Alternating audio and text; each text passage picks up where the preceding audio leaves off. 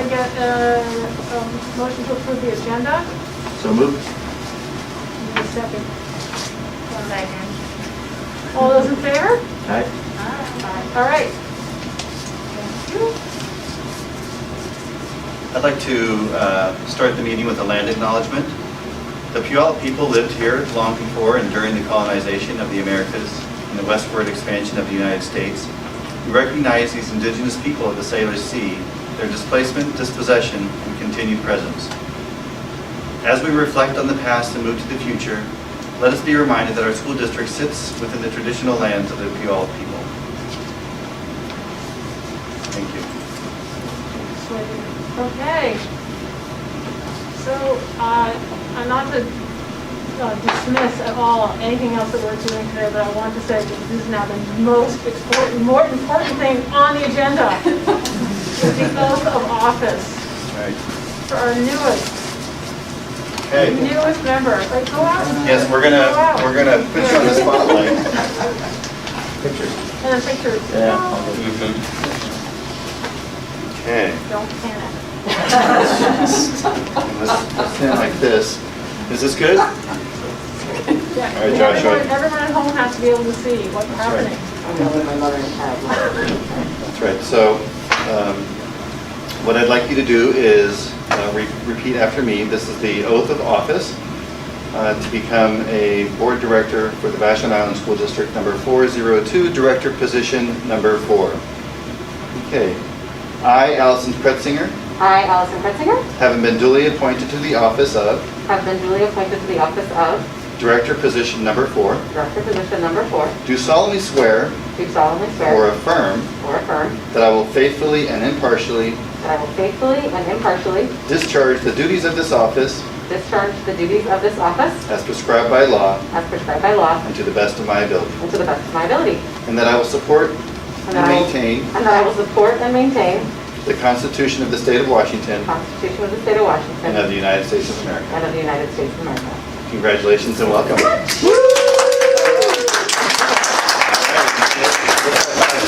Yeah, all right. Handshake, high five.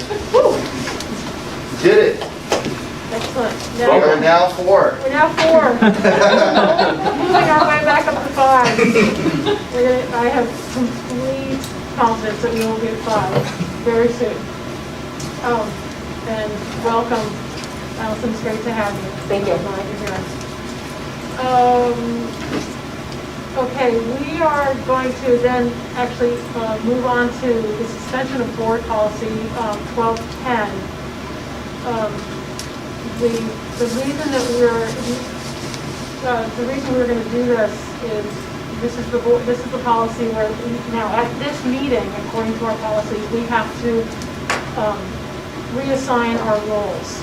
So or just assign roles to our roles out to our other community member partnerships and within the board.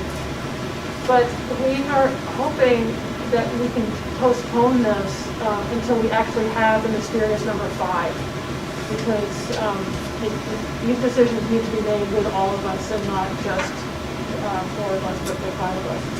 So that's why I'm requesting that we suspend this policy for this moment. Do you want to add anything to that? No, I would just recommend that the board execute policy 1320 to suspend policy 1210. I move that we execute policy 1320 to suspend policy 1210. Do I have a second? Second. All right, and any discussion? Okay, all those in favor? Aye. Aye. Okay, thank you. And we will, as soon as we get number 5, we're sort of a little bit more, know who that person is, we'll go back to this. So thank you very much. Okay, public comment. Do we have anybody from the public? Yeah. So, hi, welcome. Just so you can remember. I'm sorry? So we have 15 minutes slotted for public comment, and each person is allocated 3 minutes, and we don't respond.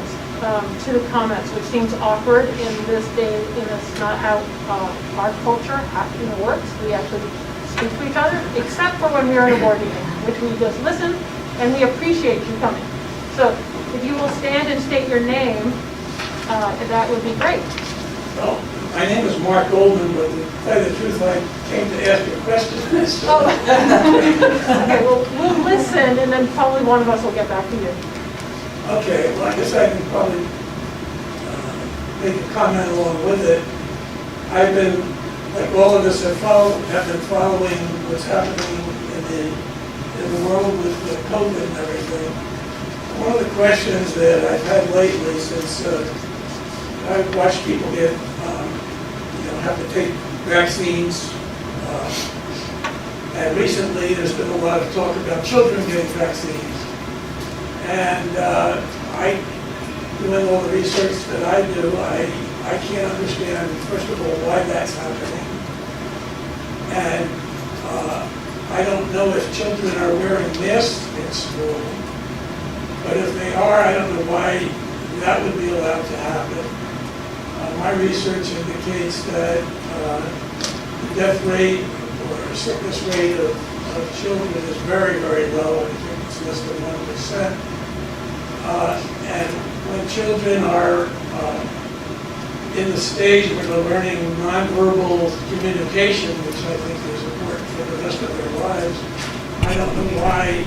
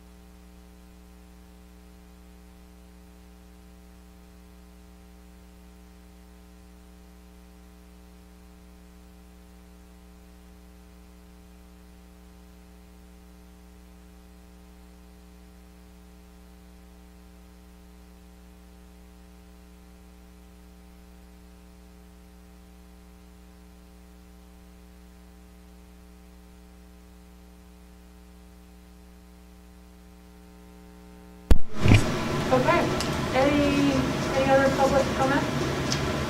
Okay, thank you very much, and, Okay, and so as typical for a board meeting during the month, we invite a principal to come share some information or experiences or things, the happenings, the goings on at one of our schools. Mr. Allison is not able to be with us this evening, however, he has put together a video presentation. This will be the first time that we've done this, so hopefully we will be on track. I think he just muted him. There we go. I practice. I do practice, so I'm ready. Yeah, Here we go. you'll need to be removed.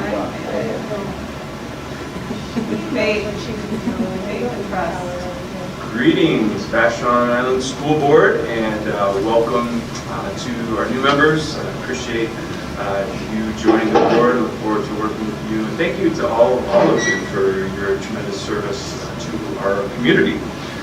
Just a little bit about McMurray. This is our middle school, and we have a fantastic school community here. As some of you are aware, we've been working on our school culture. This really last year, and then as we reopened this year, we developed this term.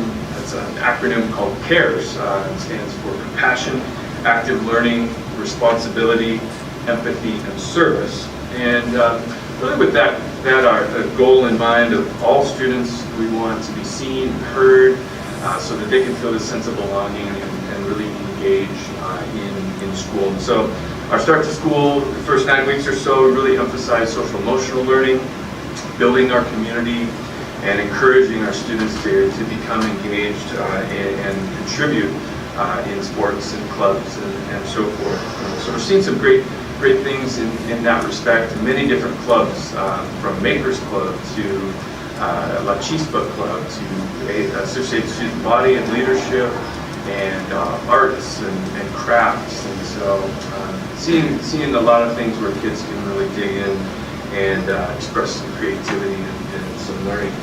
As we move into this middle part of the year, we're making a shift really to dive deeper into academics and really wanting our students to develop that academic rhythm where that has been missing perhaps in some cases throughout the pandemic.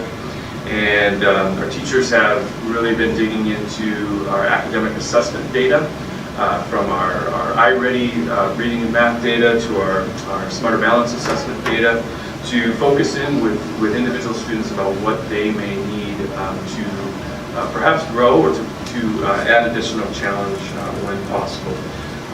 Math is a big focus for us this year. We're doing some academic interventions through homeroom. We're using that iReady program to dig deeper, develop those problem-solving skills and mathematical awareness skills throughout the school year. Science, we have some fantastic things happening at all 3 grade levels. Inquiry-based and project-based learning.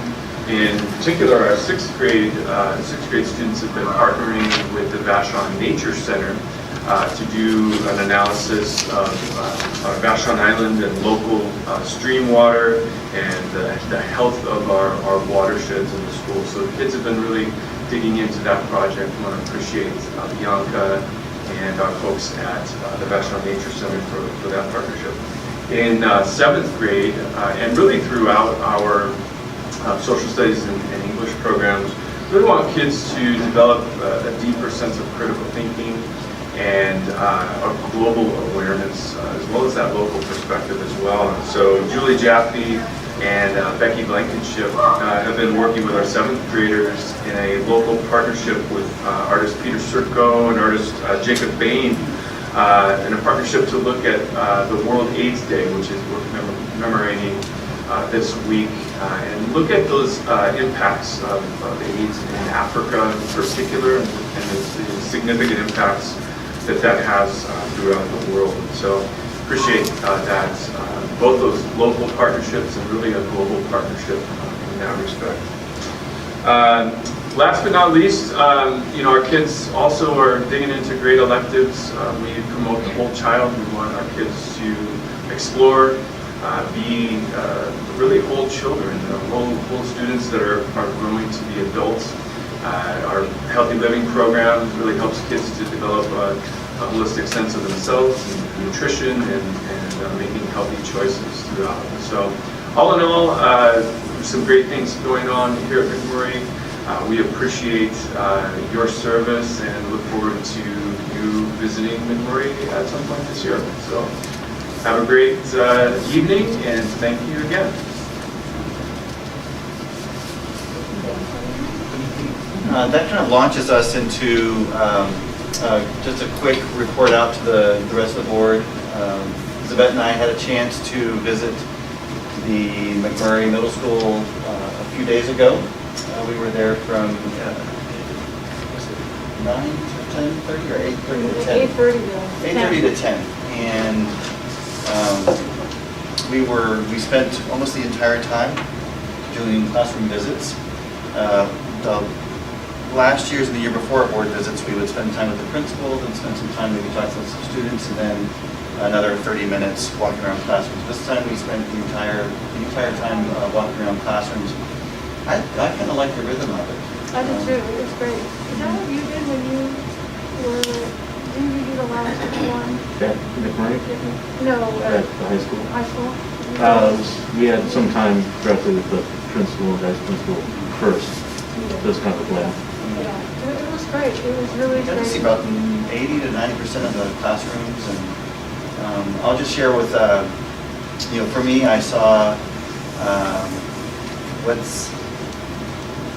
seemed to be kind of everything working well. The kids engaged in the learning, teachers, walking around classrooms asking questions, lots of different ways in which they were asking questions to get students into the material. And kind of on display, which Mr. Allison was talking about, was the collaboration with the Nature Center.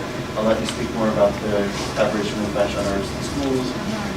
And then the hearing from Julie Jaffe, the experience that she collaborated with Becky Blankenship and local artists, and then artists who live in Western Africa, and the impacts of AIDS, and then the life of those families, and the impact on young women. Just fascinating, and maybe wish there was videotape or something where I could actually watch it. Yeah, 3-day event. We had a parent who was actually in England right now, but she was live streaming in, so she was until like 10 o'clock at night every time, doing 5 different classes, and just a really amazing program. Yeah, and then the arts and medicine, Martha Ensign is working with Stephanie Detweiler, drama class, and just I don't know, you're walking into that class, I mean, drama, so it was really fun. I mean, just the energy in that class was great. But it was I don't know, I mean, I guess everybody seems so happy still to be in school. I mean, there's some serious challenges that we're all face, but we're really happy to be there. And you got to meet Carol. And I got to meet Carol. Legendary. But so just as a reminder to the rest of the board, and especially to Allison and Kelly, we'll make sure that you get a copy of those next visits, and if there's an opportunity for you to sign up, then we'll get you signed up. Usually it's 2 board members at a time, and you can kind of take it as you want to. We can do kind of any kind of within the hour and a half version, whether it's all classrooms or more conversation with the principal if there's things you want to learn about, or you can also talk with the students as well. So Yeah, really good. Any questions about the board site visit? No? All right. Next up, in my report, I'm here we're very fortunate to welcome Martha and Karen, and I don't know your partner's name. Marie. Marie. Hi, Marie. Welcome. She's very important. She has the check. I should have started with her. No, the big check speaks for itself. But just, we welcome them every year to a board meeting, multiple times during the year. You reach out to our teachers for grant opportunities. And so I won't speak more about, I won't kind of, spoil the headlines, but welcome. Please come up and present. Are we scanning? We have to get the big check. Oh, okay. Right. Yeah. So we'll do a big board picture at the end of your presentation as well. So, Go right up to the front. there we go. We'll let her go there. Martha, you too. There you go. All right, so I'm Karen Boyle, Martha Ormseth, Marie Kolchak, and we are here to just give you a short presentation about our High Fall granting session, which is usually our big granting session. Last year it was a little different, but this year we went back to our big fall granting session. And this year we made 28 grants, totaling a little over $34,000. We were really excited to get so many grants. We really weren't sure, teachers just coming back into the classroom and having a lot of things to figure out if they were going to have time to come up with creative ideas. And they did. And we were really pleased with that. Fun fact that over half of the grants are under $500. So we really, little grants, small grants can make a really big impact on the teacher's life. Also, it was interesting listening to Greg, and then you talk about your visit to McMurray High. Was one of the founding funders of Vashon Artisan Schools. We've been around for 30, 40 years, and I think they've been around for about the same time. And also, we were the first ones to fund the science in schools. We funded Gay Roselle's Citizen Science Project about 8 years ago. Sorry, this is looking down. About 8 years ago, we bought the microscopes and did that project, and that was the first. It was kind of, we thought, oh, this will be a nice little seed money to get this program going, and wow. Right. This year, we gave them $9,000, and they got grant money from everywhere, and they're in every single grade of the school district. So we're really proud to kind of have, help them start that. So that's kind of a quick summary of where we are. So Martha is going to present. Every year we select some award winners for our grantee. Yeah, so this is kind of where we all get to see how creative and resourceful and just amazing our teachers are. And so we get to see that all the time because we read all these grants, and so it's just all this feel good all the time. But we wanted to share it. So anyway, we also want to honor some of the teachers who we thought have outstanding grants in the mission of PI, which is to inspire students with creative ideas. So our first person who we, did you just start teaching here last year? No, this is year 4. Year 4, okay. Because last year you called during the pandemic, I remember. This is Jill Reifschneider, and during the height of the pandemic, you called and you said, hey, is this appropriate for PI? And you said you wanted to start a natives garden out there and get kids outside doing stuff, which we were all really excited about. And then you discovered there had been a native garden, but then you just took it even further. So can you tell everybody about your grant? Well, number one, thank you so much for recognizing this. This little project basically started from the seed of a child, literally. Last year, second grade, we teach about diversity of animals and plants and how they're adapted to habitat and environmental, where the plants grow, and so, and during our study of animals and habitats on the screen, a little girl was like, we should build a garden. And I'm like, yeah, that'd be nice. And so, like you said, I gave you a call last spring, looking forward to this year when we might be in person and actually be able to get to ground and build a garden. And then I looked around at the possibilities, and right outside, I'm on the ground floor and in a courtyard, and right outside my window is just sad. So it's, this patch of hard pan and some weeds and maybe a puff or two of grass. And so I was like, right there. And the kids will they're just already taking pride in it. They gave us funds to get sheet mulching done this fall. These children are ready to do collaborative work together, which they haven't had. My kids went home in kindergarten.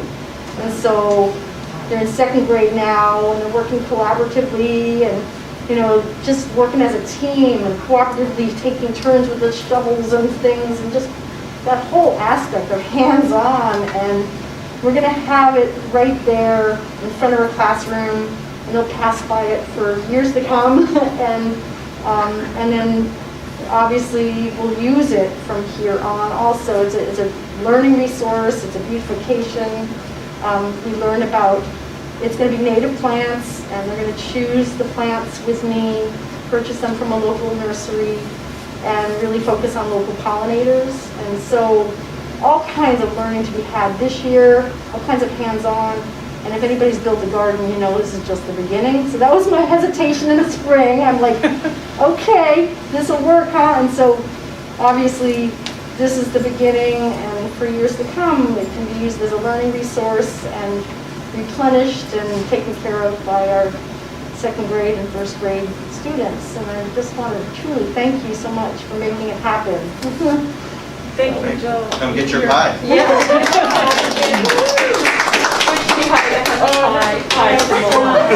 One of our board members thought we like puns. So Thank there you. we go. It really means a lot. You're very Thank you. Can I get a, Ava, can we get you and the rest of the board members up with the pie, and I'll get a picture of you. And the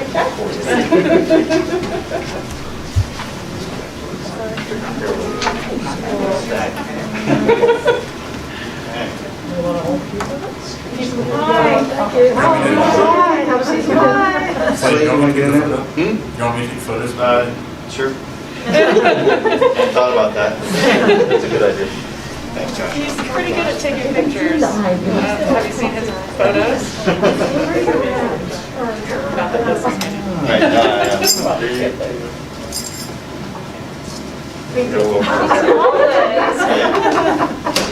Right, All right, thank you very much. Thank you all. And there were two other grants that we, I'm just going to read you quickly what our two other grantees said. Yes. Rebecca Blankenship at McMurray was granted for her hands-on history grant, and she said, after a year in remote, all of my goals for this year was to provide as many hands-on opportunities to learn history as possible. The 7th grade curriculum focused on the global trade routes such as the Silk Road. One of the main commodities was tea. The history of tea itself tells us much about medieval technology, the exchange of ideas, and how the medieval world was actually far more connected than one might anticipate. This grant allows us to purchase one mature tea plant for each section of 7th grade social studies, along with the tools to prune and dry our own tea.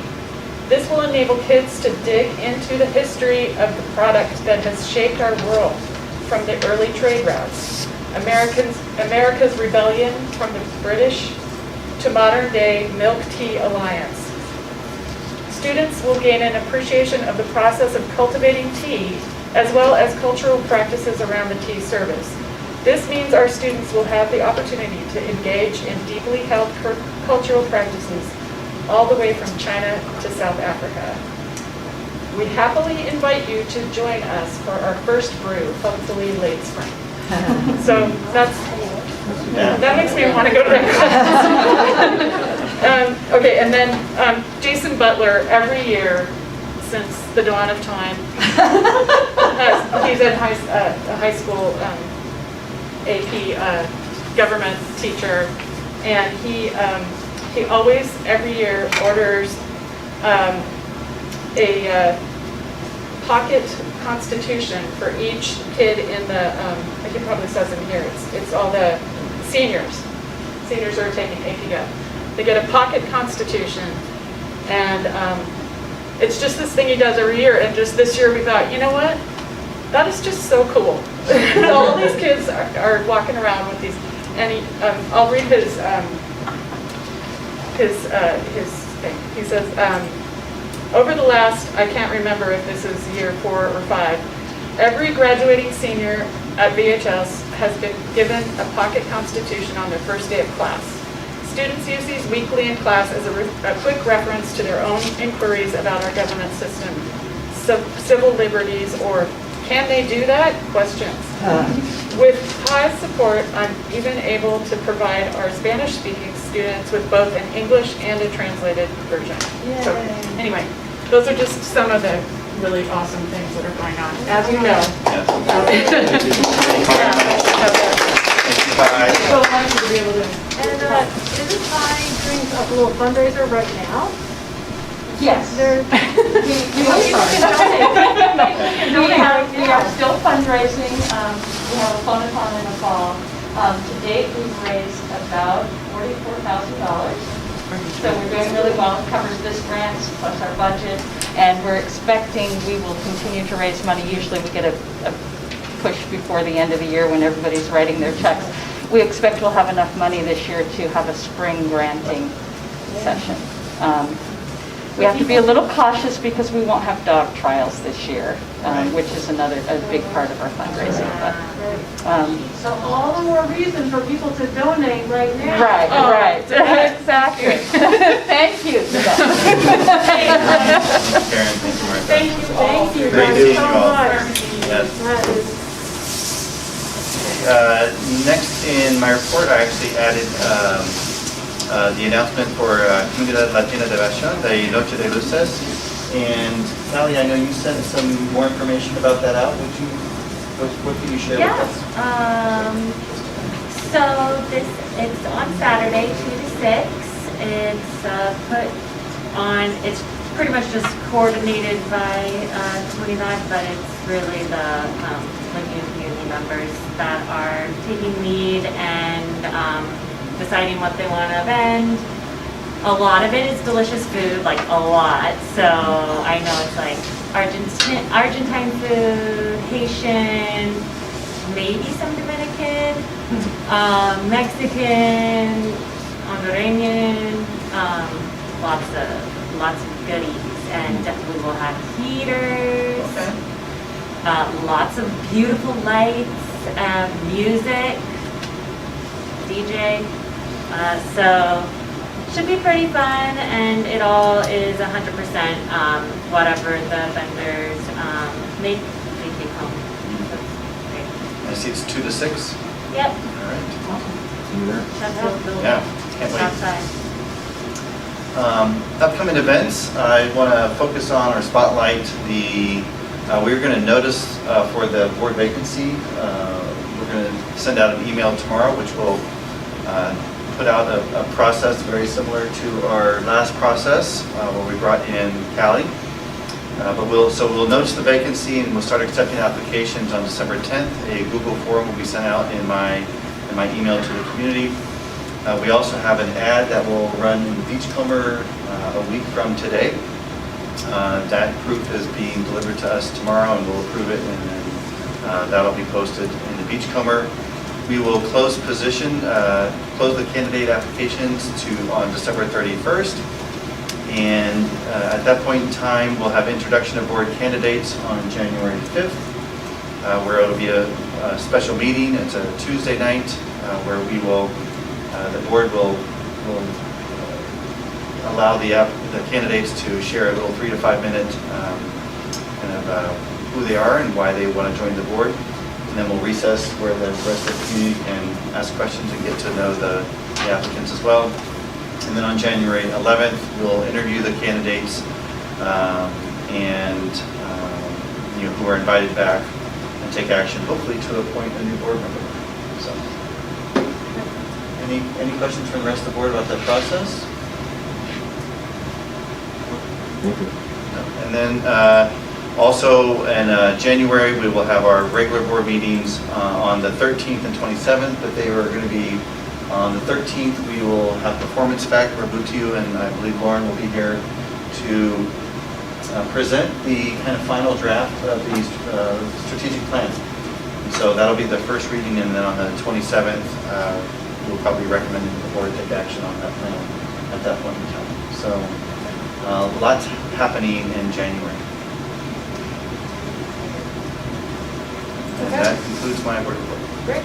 Okay, we are going to do board member remarks, and we're going to start with Eva, we're starting with our student. Where is your compatriot? Compatriot is currently rehearsing for the nutcracker, Yes. I think. We see where her allegiance. Yeah, no comment. Nutcracker. Yeah, so a little update on what the Student Advisory Board has been up to this month. We met with the Racial Equity Pact and the Disabled Advocacy Council to just like show the purpose of our Student Advisory Board, what we value, and we met with them to extend an open invitation to any members who would like to join us.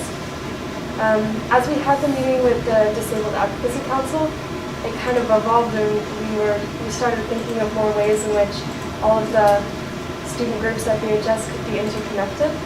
And so we've like got a bunch of little ideas of projects going, but we are hoping to maybe have consistent meetings with them, have some listening sessions, and find a way for all of the student groups to be interconnected and supporting each other in projects. That's so great. Yes. During our SAB meeting, we continued with our asking what positive things were happening this month and what were concerns. So some positive things that we were noticing was that we're glad that so many student advocacy groups have formed and that now we are starting to work together and that there's this attitude of bringing positive change to the school.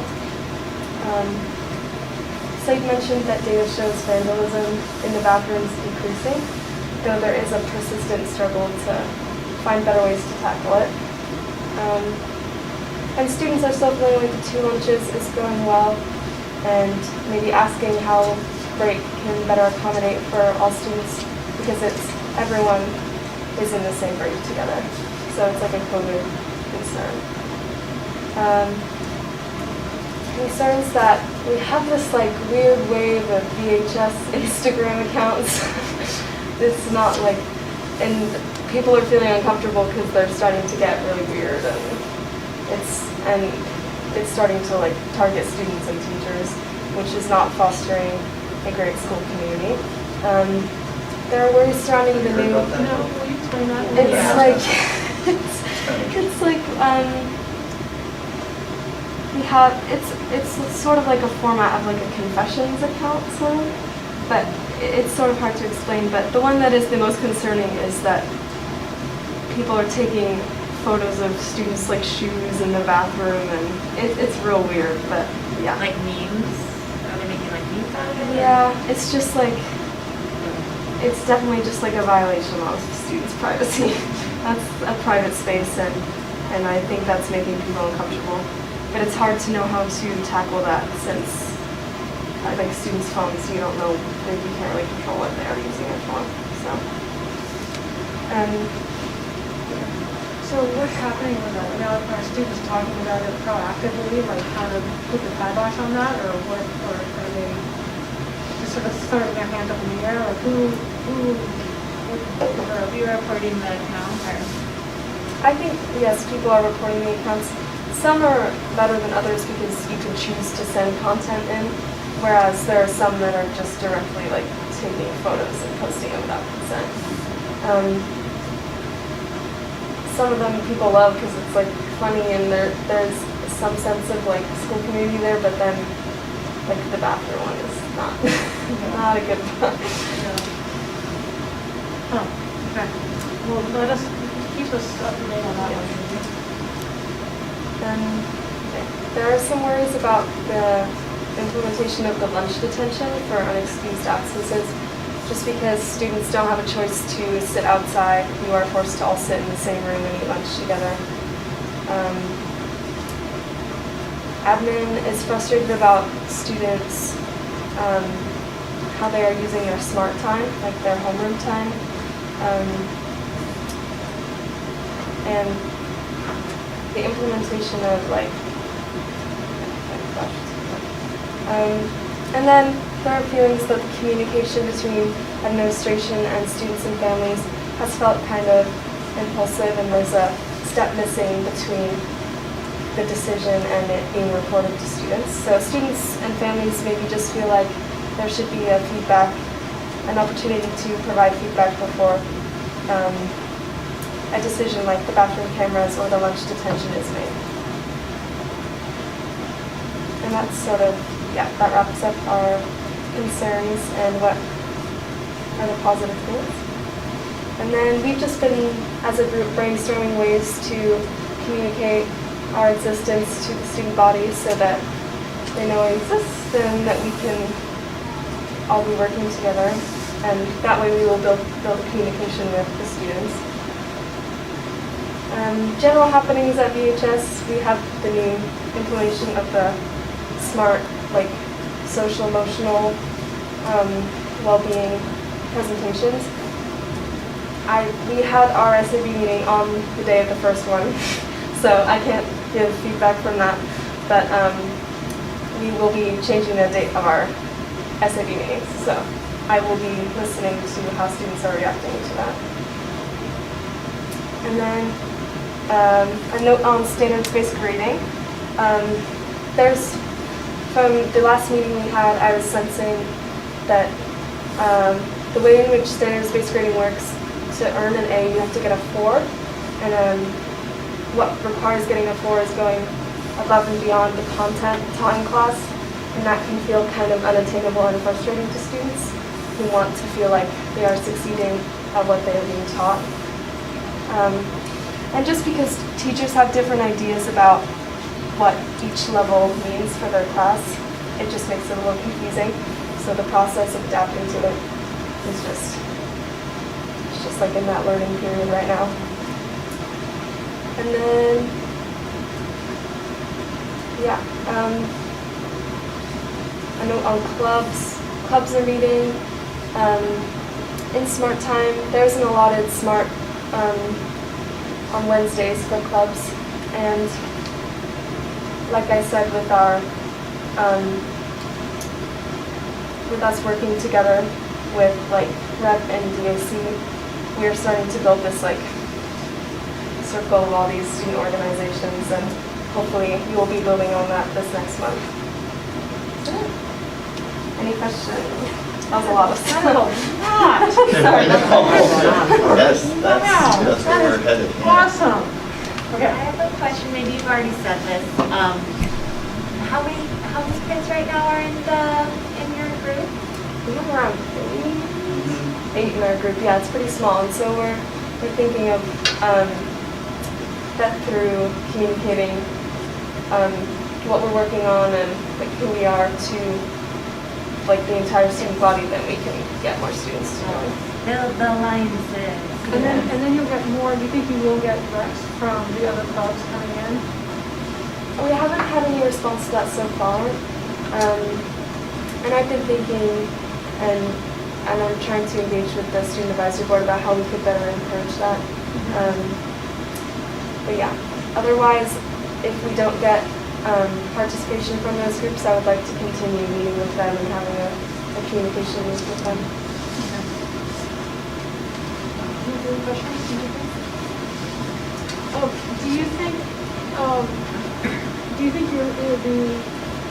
your group would be interested in meeting with the administration and talking about, thinking about sort of what you were talking about with the issue of communication between administration and student body? Maybe you guys can play a role in that, maybe? Yeah, I don't know. That would make sense. I mean, a lot of the things we talk about is kind of is like the high school administration. It's relevant to them, and so like I think it would be helpful maybe if we started meeting with them about what we were hearing, because we're like collecting a lot of information of student concern. Yeah. I have to say, this is what I like hope. This is what I am hoping the students will become. This is exactly what we need you guys to do. So I know that just because Gwen's not here, it doesn't mean she hasn't been really involved in this. So my hat is off to both of you for this. Just keep on keeping on, because this is how we learn. Thank you. I appreciate that. Thanks, everyone. Yeah, it's awesome. Okay. So going down the line, newest board member. Just a quick thanks and happy to be here, excited to be part of the community and serve on the board and dig in. I don't know if there's anything else I should say. No, that's great. That works. Welcome. That works. Kelly, anything? Remark? I'm not sure where we were at. Yeah, I wanted to thank all the staff, the parents, the community members, the students that were able to write and participate in all the different spaces of like survey or groups that we've been kind of getting the info on. I may be jumping the gun a little bit because some more stuff is in what I think Dr. Spencer is going to talk about, but it's been really interesting getting all that feedback. So I just want to thank everyone and just kind of point out that a lot of the recurring themes was like kind of wanting more concrete action steps and accountability. And I just wanted to put, just say I'm going to do my best to cultivate curiosity about all those things as well and how to guide those things. Do my best. Thank you. Toby? It's kind of strange not to be in the Nutcracker, I have to admit. So it's exciting. Hope Gwen has a great experience. I'm just reminded that this time of year there's lots of concerts and choir performances and other activities to celebrate the holidays. But it's also a time that can be challenging to some of our close families and students. And so just, food insecurity or other things going on. So I just hope that we can all remember to reach out and look after each other. And I don't really have any comments other than I'm so glad that you're here and glad that you're coming. Glad all of you are here. So, thank you very much. And Mr. Matt Sullivan. Provided to you is the monthly financial and enrollment report. Something I'd like to point out, this is one of our odd months where we have one meeting and it's early. So you'll have enrollment for the month of December with our finances for the month of October. Because we receive those treasury reports from King County, usually the 9th, 10th, and 11th, we receive that report late today, so we don't have November at this point. If you can pull up to the dashboard, Joe, that'd be great.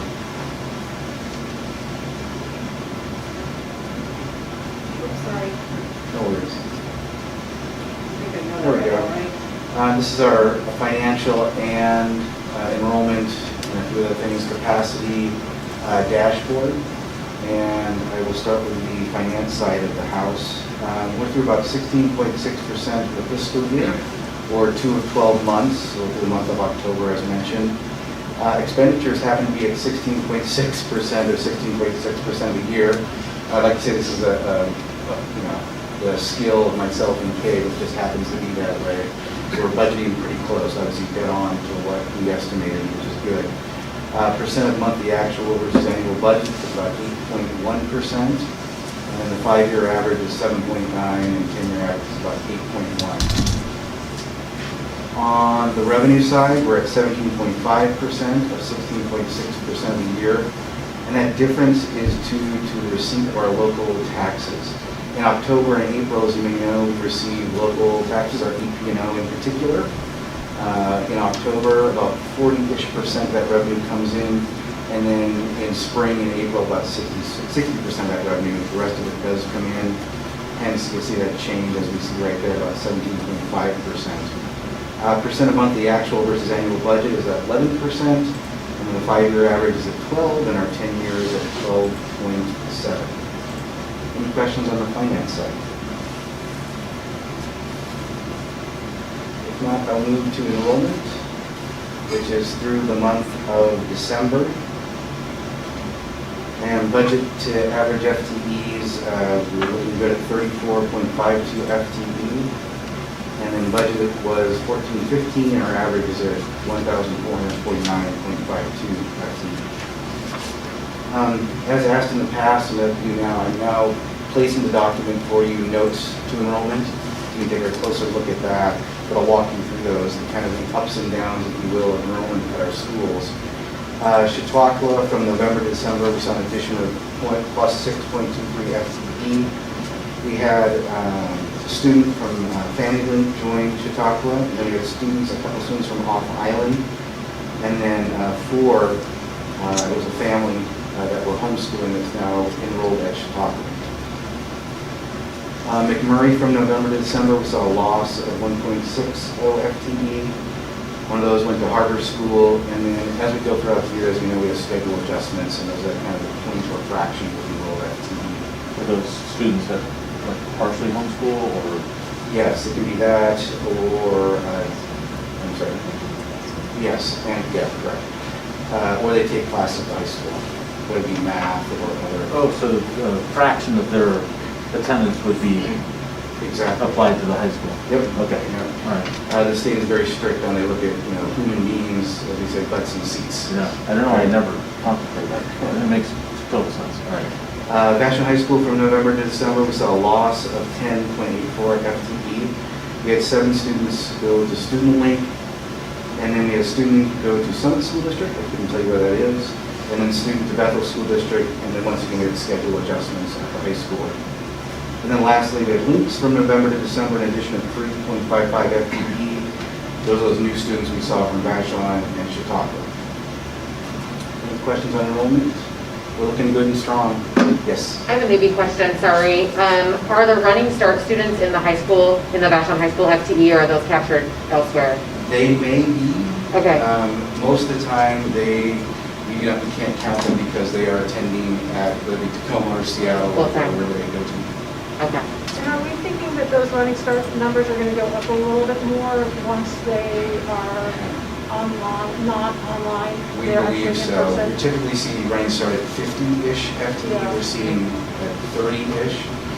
And in speaking with Tacoma in particular, community college, there are not in person, they're online, and our students are going, well, if I'm going to be online, I'm going to be in person for high school.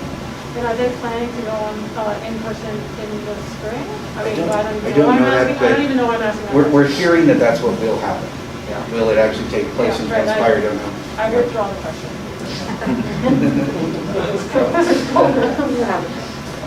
Interesting. Yeah. Okay. That's great. Any other questions for Matt? Well, one more comment. On the dashboard, this has been developed over 5 or 6, 7 years or so. If there are things that you, Callie and Allison, are new or you'd like to see that are relevant to the whole, I can easily put that onto the dashboard.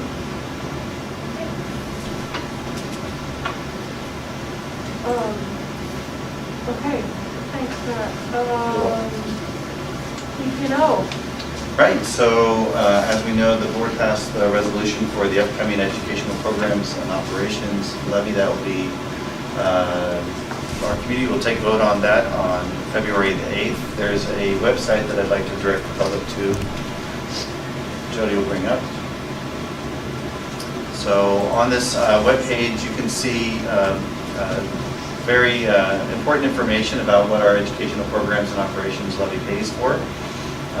Typical, as we all know, basic education is under, we are underfunded through the state and the government, and so our community has traditionally supported the EP&O levy, which supports small class sizes, counselors, nurses, school psychologists, staffing that our state does not pay for, which is, in a year like this, it's really important because the social emotional well-being has obviously been a focus of conversation at all 3 schools amongst the board, and so and in our community as well.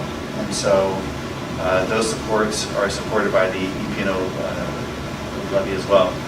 The levy is not a new tax, so if you scroll down a little bit, the most recent levy that passed back 4 years ago that is expiring was also at the $1.50 rate. Things have changed somewhat. There's a graph up here that you can see the projected levy from 2023 through 2026. We have at the top, you'll see the levy rate, levy amount, estimated rate, and estimated amount. And what this means is the levy, we are what we call levy losers, and that we are only able to collect the lesser of the two standards, which is, the first one is $2,500 per student, or the second one, which is $1,000 of $100,000 assessed value. And so what we have to collect is $2,500 per student, which then becomes what Matt and his team have estimated to be the first year $1.10, and then 98 cents, 95 cents, and 91 cents. And so once that new levy law was passed, Matt, do you remember when that was passed? 2019. 2019, we were no longer able to collect at the $1.50 rate. And so we were, again, called levy losers. I know. Well, there were levy winners and there were levy losers, and we were one of them because of our high property assessed value. So you can see we will collect approximately $4 million the first 2 years, a little over $4 million the second 2 years. This represents about 15% of our budget. And again, if you think about it, if we were not to pass this levy, we would be facing significant cuts in personnel, since most of our budget, about 80%, is towards funding for staffing and these critical programs. All programs are critical. That would be helpful. So we are encouraging all the community to go out and vote. We know to vote early as well. You'll be getting pamphlets in January, and again, the deadline is to submit your votes on February 8th. Matt, is there anything else, or is there anything else you want to share about the levy right now as it stands? That's how crucial it is. Right. Okay. Any other questions from Callie or Allison? Okay. Elisa, Sarah. Hi. We haven't seen you in a long time. We haven't heard you. We haven't heard from you in a long time. Yeah. So every 2 years, we are required to report our EEOC status through the EEO5 report, which is specific to school districts. The data here is the top line you're looking at, cumulative data at the bottom, is the most recent EEOC report. It was actually not run until this fall because they kept delaying it last year. And typically I compare the report data with the census data for the Bachelor CPD. This year I also added the prior 2 reports data so you can kind of look at it in a progression. And for gender, we float in roughly the same proportion year to year. Unfortunately, neither the EEOC report nor the census report include non-binary options. Yes. Did I miss, what does the EEOC stand for? Oh, I'm sorry. Equal Employment Opportunity Commission. I'm going to get that out in 1 sentence. This was a very good question. So many acronyms I can fly through. But at this point, neither the report nor the census provide options for non-binary, and so we are still using binary genders on these reports. Looking at ethnicity, we are still as we all know, in a very white district. We are seeing incremental decreases in the proportion of our staff who are white, but they're very slow and very small, and that's something we continue to work on. I looked at the early data for this year, and we have changed now the early law data to 89.4% white, but it's still a significant proportion.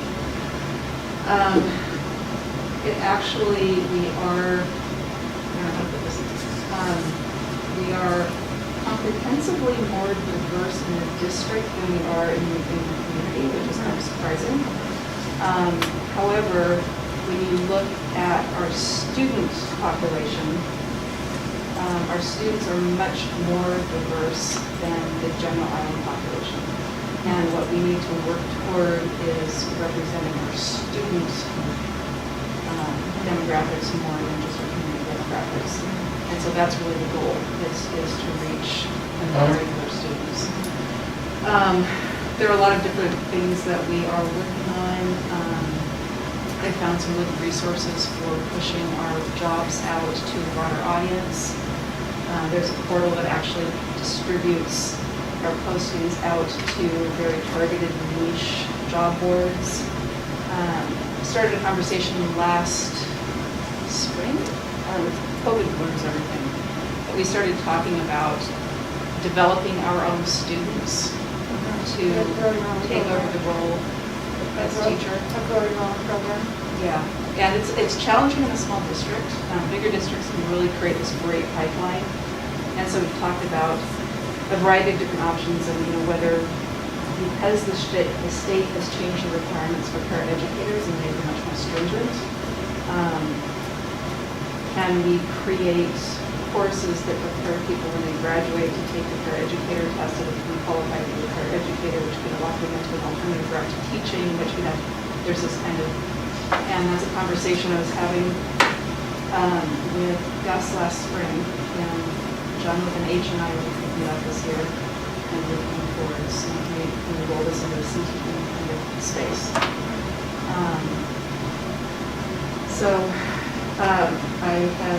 I'm in contact with the Martinez Fellowship Coordinator for TAF, and we're going to see if we can get, and I'm sorry, the Technology Access Foundation.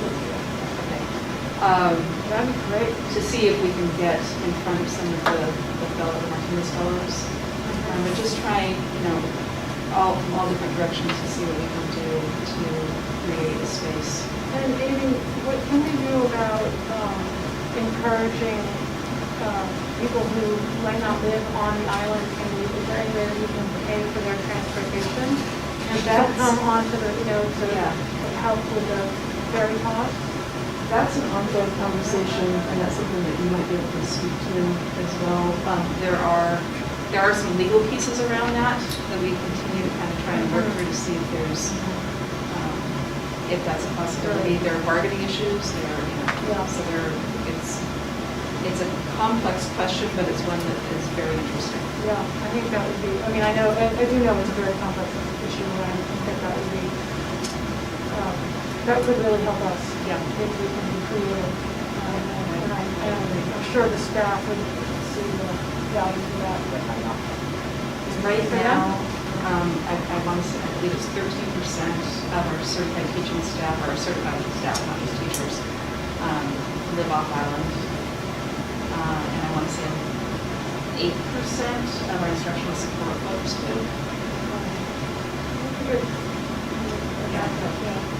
People, it's really funny, I say that to people, and some people are surprised one way, and some people are surprised the other way. A lot of people assume it's more, that has definitely grown. It's a number. Jody, you want to scroll down? Does anybody else have any questions related to those two? It might be interesting for us. What you were just saying about how we need to reflect the district, not so much, it would be interesting to add another line. This is what we do at Matt all the time. Hey, Matt, can you add this line? So, hey, maybe. Looks at student demographics. Yeah, to add that in. Absolutely. That would be interesting to see. We get to your point. Yeah. So if we scroll down, the other two categories that we're looking at, over 40, shockingly, is well represented in the district.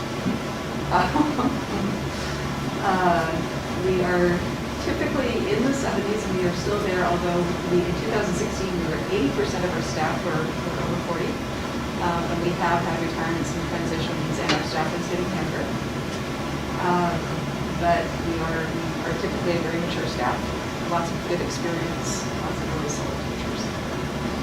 Employees with disabilities, this was a very interesting one to look at this year. You'll notice that the number jumped dramatically in 2018. part of that is actually due to the conversations that evolved out of COVID and the different parts and pieces, whether it was related to vaccination, related to different accommodations people needed, whatever, but a lot of, because all of this information is self-reported. And so there was actually a lot more information that was volunteered that I was unaware of at this point. And people have sort of created their own spaces and ways to work with whatever disability they may have.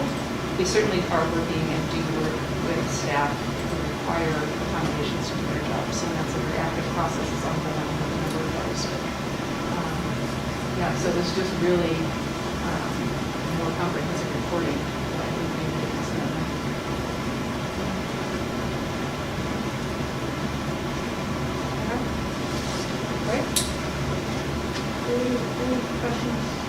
I have a wonder that's probably a future conversation, but curious about attracting like student-teacher opportunities, and if we've thought about partnership with colleges, thinking about both racial diversity, but also age diversity and recruitment over to and to the district. And so would love to follow up around sort of partnership with some of the ed schools in the area.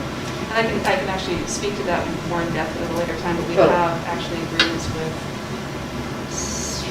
right now I want to say 6 different colleges in the area, and we actually have a pretty significant number of student teachers that come through. Oh, great. But yes, I mean, that is something that we think about, trying to figure out how to leverage to increase our diversity as well. So, really good point. Thanks. Thank you. Now, moving down the line of the packet of people. Okay, provided for you in your packet. Oh, Right, wait a second. right for you. Wait a second. I'm just going to have the slide back.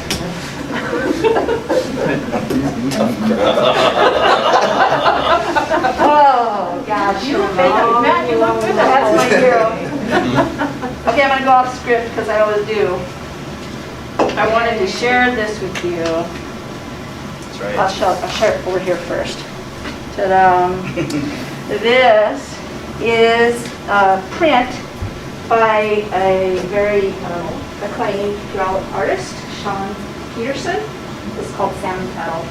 And it was gifted to us by our good friend Shelley Means, who's been, Shelley Means is just phenomenal. She's been a huge partner with us in our racial equity work, but she's been a great mentor for me and just providing great guidance and resources to increase awareness and visibility. So this is for the school district, and she'd like it placed somewhere here in a board room. So it will live here.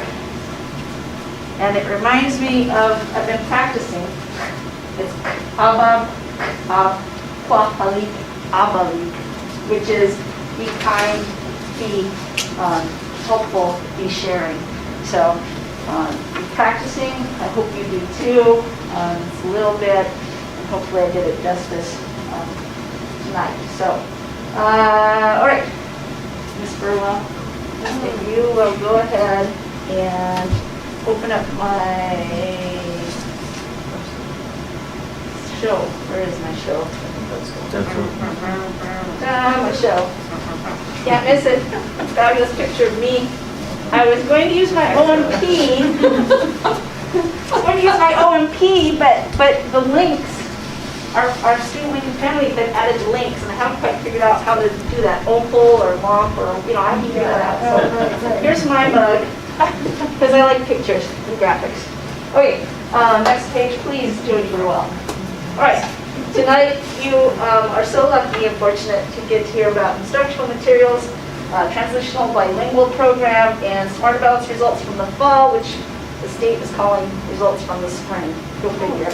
Because that's what we do in education. It's as complicated as possible. I don't have any EEOCs or EPOs. No, you've got But I do have SBAs, I have WCAS, I got all kinds of exciting stuff going on. Okay, so a couple times a year, you get to see the adoption cycle. Jody, could you open that one up if it's live for me? Thank you so much.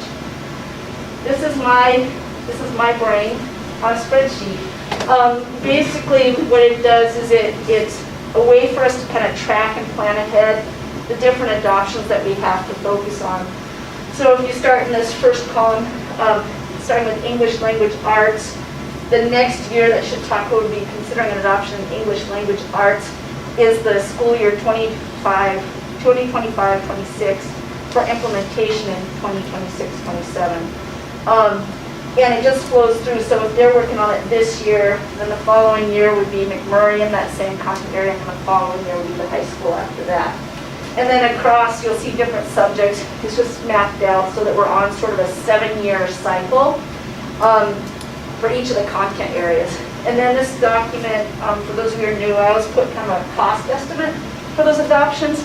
It just helps us plan ahead to try when we're working on our budgeting, and it helps us kind of map out which things are good to pair. So like if you're doing something major like an elementary ELA adoption, you don't want to be doing a major math adoption somewhere else in the district because we just wouldn't be able to afford that in a given year. So it's continuously in draft because we do make adjustments here and there, and sometimes we'll stagger adoptions over 2 years instead of just 1. But that gives you kind of the plan, and we are on track. We stay on track for this. Okay, after the presentation, please. Okay. Thank you. No worries. You're great. So these are just, you can read through this, but the things that we're focusing on this year, I call this kind of a light year for us, because we're working on high school world languages, which typically isn't like considered major adoption, depending on what they decide they want to use for instructional materials. We are going to be tackling sexual health at the elementary, which is 4th and 5th grade. That will bring us into compliance with the new state law, which our new curriculum needs to be in place for next school year. So we're right on schedule with that. And then there is the possibility of some CTE courses, like we might jump ahead and do the health curriculum at the high school as well. That's something we've been contemplating because the materials they have are pretty dated because they skipped their last cycle. But CTE comes out of CTE funds, so it's a little bit different than the others. Our policy and procedures 2020 and 2020P. We have a bias review training. A board member suggested this a few years back. Every adoption we go through, we have a tool that allows us to kind of look through for different types of bias. Yeah, so OSPI developed it many years ago. It was developed by Aaron Jones, actually, and had been updated. So we've updated it to kind of current language. I'm focusing in on the things that we've been trying to focus on as a school district over the last 5-6 years. So if you participate in the review, which involves parents and students and staff, you get to go through a course designed by me that Sherry built into our system. It just gives you a chance to kind of get an idea of what to be watching for with materials. And then we bring those recommendations to the school board early June. It's 2 meetings. First read at the beginning of the month and second read at the end of the month for approval. And then these are just the funding sources. We used to use foundation money, but we don't do that anymore. So foundation was huge in supporting us for many years. All right, so Transitional Bilingual Education Program. This is our program designed for students who have a heritage language other than English. So let's go ahead. Let me just give you some overview. It's a grant-funded program, so there's a Transitional Bilingual Instructional Program grant at the state level. And then this year we actually generated enough of our own so we can do our own Title III grant, which is nice. In the past, we've always had to do a consortium, and other districts have managed it. And it adds an extra layer of just trickiness of you have to invoice them for the money. And so this is nice because we actually have control of our own money. It's not a lot, it's about $10,000, but it's nice that we have control, plus then we get the indirects for that grant as well. How did you swing that? How did you know how to? It's just based on, I don't know the exact formula, but we meant that you have to generate a threshold of 10,000, and if you do, then you can apply on your own.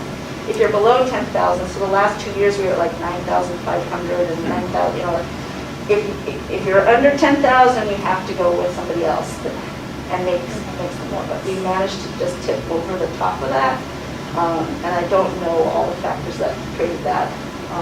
And it might be that other districts chose not to.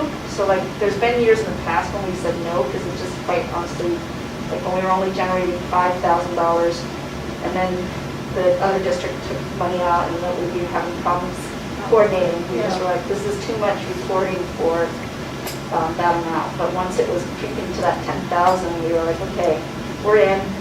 Especially now that we're generating our own. I don't know if we'll continue to do that, but we should be around that level for a while. So if not, we'll partner up with somebody, but it is nice to just be able to have control of that and not have to worry about going to other districts for that. So unlike all of the other state testing, the state actually required the English language proficiency exams both years of COVID. So even when we went out the first year, we were kind of in the middle of testing, and we were expected to try and finish up best we could. And then last year it was like, oh no, you're just testing everybody, like no excuses. So our students who probably could have used a break didn't get one, and we were actually able to test quite a few of them. And then the other thing to know about this program is we make adjustments to it pretty regularly, because you have to kind of have some flexibility to adjust where the needs are. So some years we have a higher population of what we call emergent learners, who are truly like brand new to the district, brand new to the country, so their language, their heritage language is it. And then other years, not so much. It just kind of depends. So we have to be able to have some flexibility based on the grant funding that we have, and some ability to add staff at a later date, or shift people around from building where the need is. All right, Jody, would you click on the summary one, or open it separately, however you want to do it? Thank you so much. So each year I just try to give you a snapshot of what the program looks like. And so this is just, there's a lot, this year we have 12 languages. I included everybody who is currently in transition. So the way this program works, students take their assessment. If they meet proficiency, they're exited, but not really. They stay in the program for 2 additional years where they're monitored and tracked to make sure that they're making adequate progress. So these are the languages. You'll see in another summary soon that Spanish continues to be our largest population. It runs anywhere from 75 to 80% of the students. It depends on the building and location. And then the next highest is Arabic. So this is kind of we screened 12 this year. We had 11 of them qualify. We had one come in who had already qualified in another district. We had 3 who transferred out, moved out of district. Just kind of basically just give you an idea. 7 out of our 8 students who were in the program graduated last year, so of the seniors, 7 of the 8 who are actually receiving English language services graduated. And then the good news is the one student who didn't re-enroll this year, so they're still continuing. If you can scroll up or down, whatever your computer is. This just gives you the totals. And then I thought you might like to see kind of distribution across. So sometimes you can see we have larger pockets, 1, 2, and 4, and then lighter loads, 2 and 6th grade. The plus numbers are the ones that they've met the English standards based on the annual assessment, but they're in that 2-year monitoring part. And then you can look in your packet and compare. This is just this year compared to last year. So we're kind of hanging right around the high 70s to low 80s for the last several years. I think we're kind of going to stay in there, in that range. It's hard to know for sure though. Okay, then that's just information about testing. All right, so if we go back to the other link, historical program trends. Thank you, Jody. I managed to squeeze in another column. I think this is nice. You can kind of see this is since I've been in the district office, so you'll have to go back to something else to find it for other years. But this gives you an idea. You can see where the big bump happened was right here, and it's kind of just held, like I said, the kind of high 70s to low 80s. Prior, we were in the 50s, 60s. this gives you an idea of how the staffing looked over time. It's stayed relatively the same, although we've added para time over as time has gone on. And we've finally been able to kind of get a designated teacher FTE. You have to have a teacher FTE in every building, so they have to oversee the para educators. So we've got that dedicated for the high school now. I'm working on that. We're going to be adding some more para time. We've got a posting right now, and that para is going to be used to help at the middle school and elementary. And we just increased the hours at the high school as well with our para at the high school. And then, yes. Who's the designated staff? It's Kevin McLaren. Here's a tricky bit about this. You have to have your English language learner endorsement. And so in our district right now, we have 3 people who meet that. 2 of them are assigned to program and one's an alternative learning. So it's tough. When we have people leave or retire, it's really hard to get that certification. We've used Title III funding to support people, but we cannot pay for any staffing out of our grant if they don't have the endorsement, and we would be out of compliance with the program if we didn't have a funding. Just have 3. Yeah, it's a small number. It's tough. And at one point in time, and I don't know if it's current or not, we've asked that be added as the preferred qualification for any teacher posting that they have that, but I'm not sure if it's still in there or not.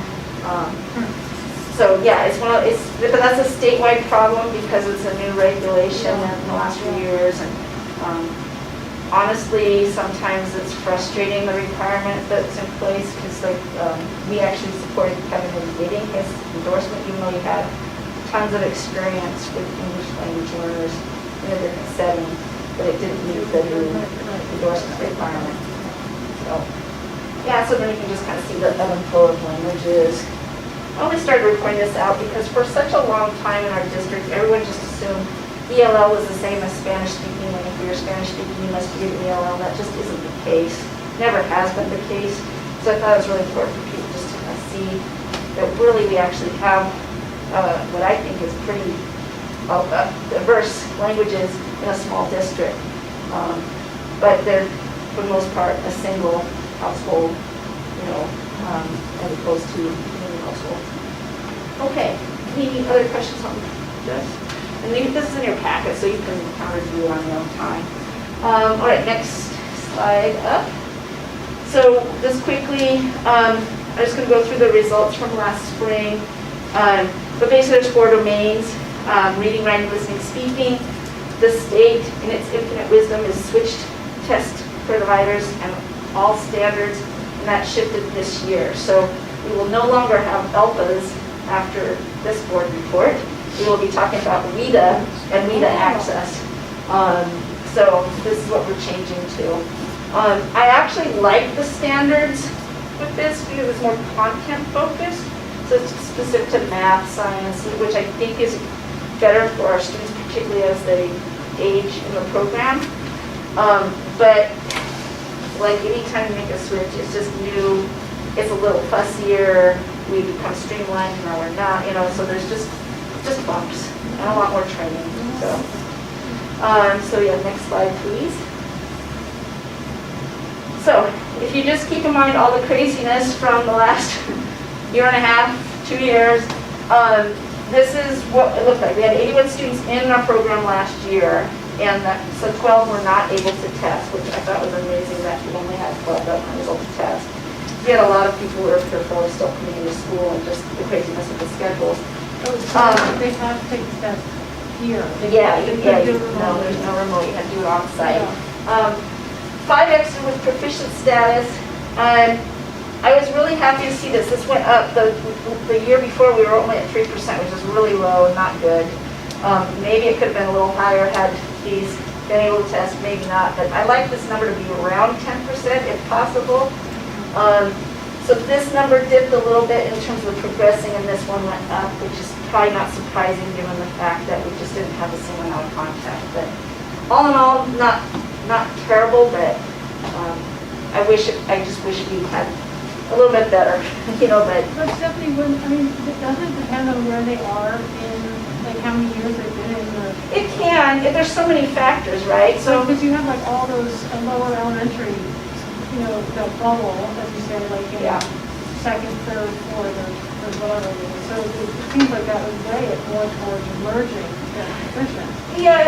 yeah, it's possible, but honestly, where we have our most emergent learners right now is high school. Like this year, we have an influx of, I think it's about 9 students who are truly at that emergent status. So it really just depends year by year. It takes, I have this somewhere in the documentation, it's somewhere around 3 to 5 years just to get like conversational language, and then it's like 4 to 7 for actual academic language. So we kind of aim for that 5 years. We kind of like to see students exit out of the program 5 years, and then, continue working with them. Obviously, it's always hard though, because we always end up with students we call long-term, and that just means they're in there for a long time, and it becomes less likely that they're going to exit the longer they're in the program. And so we have to figure out how to address that, but yeah. All right, next slide, please, thank you. So, state assessment, the big thing to know about this is we administered this in November, end of October, November-ish, somewhere in there. And the students, I'll show you a graphic, took the test. So if I'm a 4th grader this year, I took my 3rd grade test.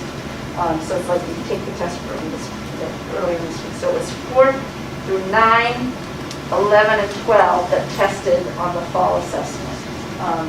But it's modified. And Jody, go ahead and go to the next slide. Let's try to speed up through this stuff.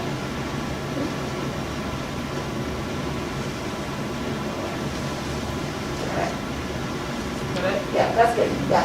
So this just gives you that picture of what they were. So here's where they are right now. This is the test that they completed, and these are the tests that they did at that particular grade level. So it was kind of off by 1 year. All they completed was a modified computer adaptive part of the test, a CAT test it's called. They didn't do the performance task part, which is kind of a longer multi-step, like writing an essay, for example. So it's all multiple choice, and it was shortened. And so it wasn't the same experience as actually sitting for a full Smarter Balance assessment or a full Washington Comprehensive Assessment of Science. But that just gives you who did what this fall. Why is 10th grade not represented? Why is who what? Why is there a gap at 10th? Yes, so see, because the 10th graders were 9th graders last year, and 9th graders don't take the assessments. But They were the only ones that kind of, so we had this grant scheme, we were going to do an interim SBA, a full interim SBA with the 10th graders, but then the state, again, in their infinite wisdom, said, oh no, we're not having those accessible because you're doing this other thing, and so, yeah. So but that was a blip because they take it, 9th grader take it now. 9th graders, think of these as 8th graders, They right? took their 8th grade. So 9th grade is where the usual skip is, so Got it. this year it was 10. I'd right. Yeah. Yeah. I know, Super see? clean. Yeah, there you go. Clear as mud. Don't you like the graph stuff? Try to be very visual and kind. Very easy to digest. Thank you. All right, let's go Are you next with me one. still?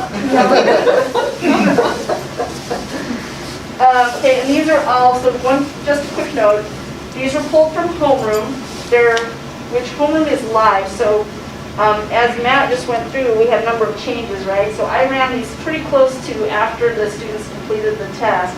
So it's possible that a student who was labeled as VHS is now actually in. So if I was to run these same graphics again right now, they might look slightly different on the percentages, but it's close enough. Yes, sir. What's homeroom? Homeroom is our data tool. Boom, up you go. Okay, I apologize that the percentages didn't print out, but this nice colorful graph tells you, here's everybody in the district is this blue first column, and then it's sorted by school and program. So the yellow is Chautauqua, and the green on this graph is Family Link. Keep in mind that the Family Link numbers are pretty low in each of these areas, so the percentages are just going to be like you have like 3 students and they all pass, so it's 100%, so just kind of keep that in mind when you're comparing. You can get an idea just based on comparing, here's the overall district average, and here's Chautauqua and County Lake. So you've got ELA, English Language Arts on this side, mathematics on this side. And what else can I tell you? I think that's it for now. Good. Let's go to the next slide. Moving right along. Don't want to lose anybody. Okay. Now we are on to middle school. Same thing. Blue is all the students in the district. The yellow is Family Link, and the green is McMurray. Again, English Language Arts on one side, mathematics on the other side. So you can see where they're low numbers. Whoever these students are, obviously,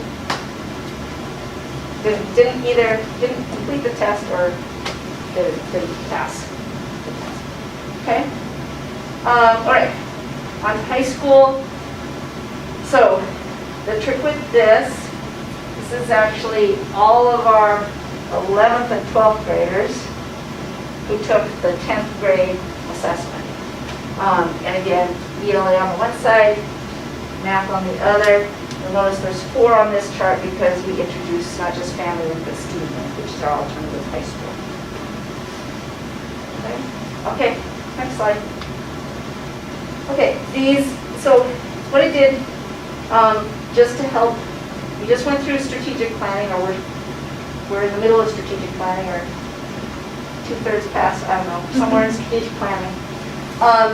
What I'm trying to do from this day forward, lucky you, is to try and model that same information that we saw in the strategic plan in terms of the graphics. So this is a breakdown by federal race.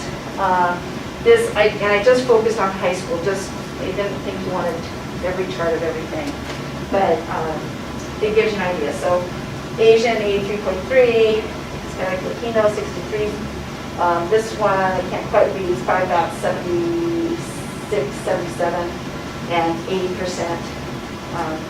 That's how many met standard, and this is on English Language Arts. Okay, next slide. Same thing, but mathematics split out, so you can see spot discrepancies right away. Next slide. Okay, these are actually my favorite slides because they tell us, they have really good information. And if you're an administrator or teacher or school counselor in homeroom or data system, you can actually hover over these numbers and you get the list of students. So the nice thing about that, if your school working with this data, is you can right away figure out who these students are, right, and know what's going on with them. So this is really interesting because we've been through COVID and we've had all this hypothesizing about what's going on for our kids and how much they missed out on learning and all this stuff, right? So again, I just focused on high school. So, and for this particular chart, I just picked on the 11th graders. So all the 11th graders in our system who had an 8th grade SBA compared to what they just did this fall. So nobody stayed, if they were at a 1 in 8th grade, nobody stayed at a 1 in the 11th grade. Okay? 7 went from 1 to 2, right? 8 went from 2 to 3. Good, that's good movement, right? 3 to 4. 1 went from 1 to 3. Now, keep in mind, we've just gone through COVID, right? So we know this isn't a perfect comparison too, because the assessment isn't exactly the same, but there's just been a lot of angst and consternation. So the way this chart works is they take the total number of students, total number of levels gained. Here's 44 that had no change. They just stayed kind of static. And then 14 students that actually lost a total of 14 levels. Everyone who lost only lost by 1 level, which is kind of remarkable actually. So overall, there was an improvement on English Language Arts. Next slide, please. I'm really glad you explained that one. Yeah, I was right. like, I feel like I got a lot of this, but I don't know what's Let's color happening. here. Hopefully people can see this one too. So, okay, math. Makes sense. Okay. This one's actually probably worse than what it shows, and here's my hypothesis on this. We had 7 students who were at level 1, stayed at level 1. But you can't go down from level 1, so you might as well toss these, or most of them, down here. That's just my hypothesis, right? So that's the one kind of thing. So it really probably would pull this down a little bit more. But here you go. We had this many students drop a level. This many students dropped 2 levels, right? We had a student drop 3 levels, right? So you can see here, a 6, yay, a 6, that improved a level, right? And again, this is just focusing on 11th grade. So it does, I mean, I think probably no surprise on this one, we really wondered about math. And that, and so this would indicate that that craziness of the last year and a half. Doesn't mean that they haven't learned stuff, maybe they just need to be visiting, you know, it'd be interesting now go in the springtime and see. But it is something to be aware of. But here's where that ability to hover over and see, especially here.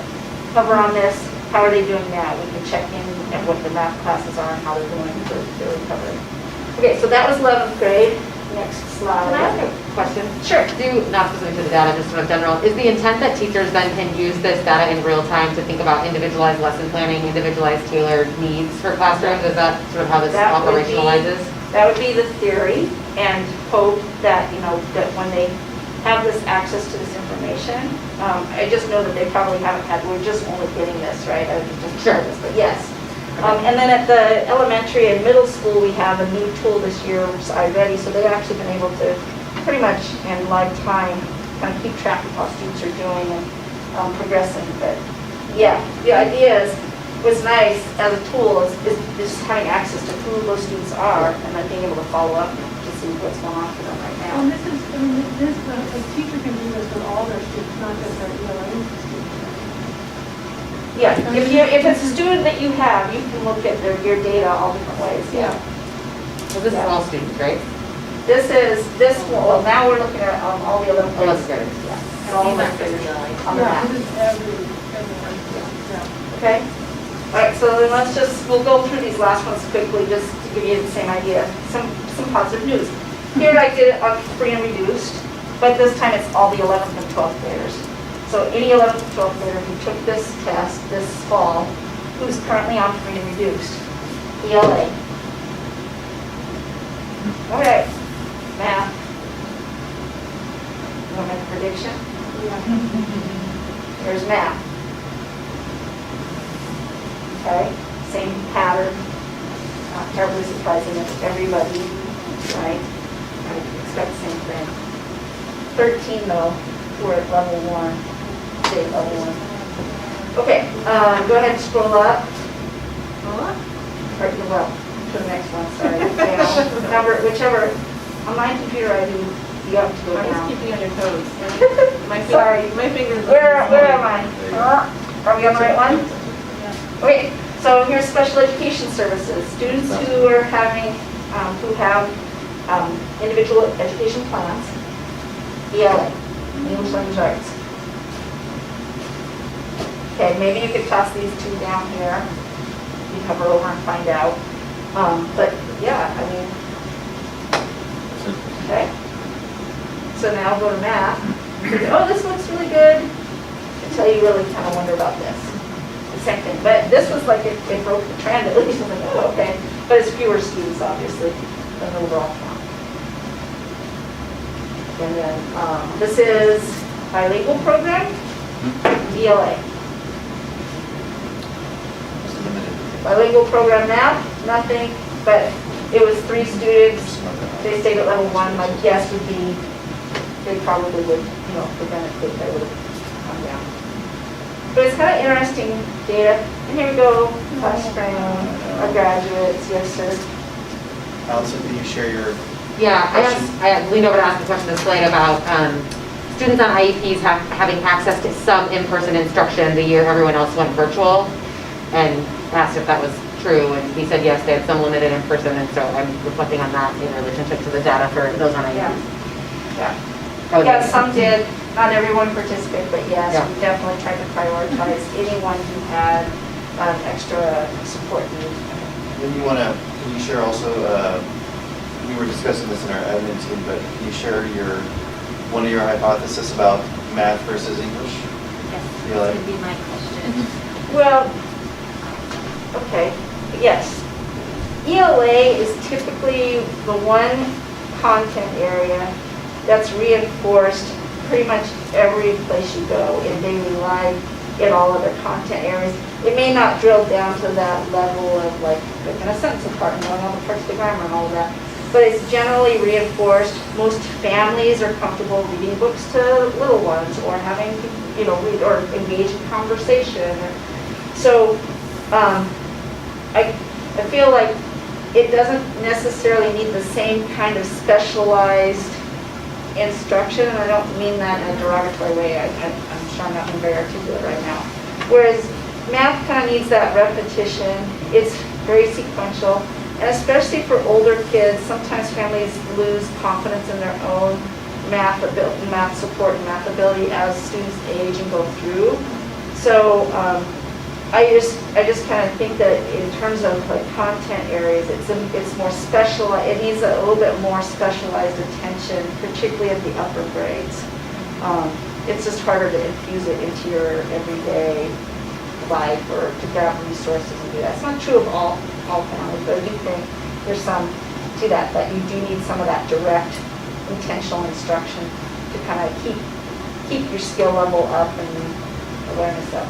We can see students who will be a couple of years, moving through their math program, who may not, be as well connected to the math that they used 2 years prior. Yeah. Because that's not part of their, Right. The building blocks of where they are right now. So, I mean, this is why, we get a few months of instruction. Many of these students will just rebound, right? Like, it's kind of like a summer slide phenomenon where once they're back into the rhythm, back in the routine, and back using it'll pop back, right? It's not necessarily mean that they're like permanently, 2 years behind or whatever. But I do think it does point out that, the students who did struggle initially and probably, and need something extra, some extra focus, just based on if you look at those graphs of where the slides occurred and the fact that we had students typically lose multiple levels, not just a single level. So. Did you start using homegrown and iReady the last couple of years? iReady is actually fully adopted now for this year, and we're actually piloting the reading, some at the elementary, but also at the middle school. They're using it across the school right now. So it's a very robust assessment system. So it takes a little bit more time than a typical screener, but you get really good data from it. And I think once our students are used to it, so it's sometimes a little challenging at the younger grades because they haven't had that kind of exposure, the technology piece. But I think once they get used to that, we're going to be doing it 3 times a year. I think that we would see that the data is really strong. It has very good test metrics, meaning that it aligns really well to other assessments. It has a really good bias review. The early levels, it reads all the questions to students, so it takes out some of that reading level stuff. But obviously, if you have students who are lagging behind, I think that cuts out at 3rd grade is when it stops doing that. So if our students who struggle with reading, there could be some problem there.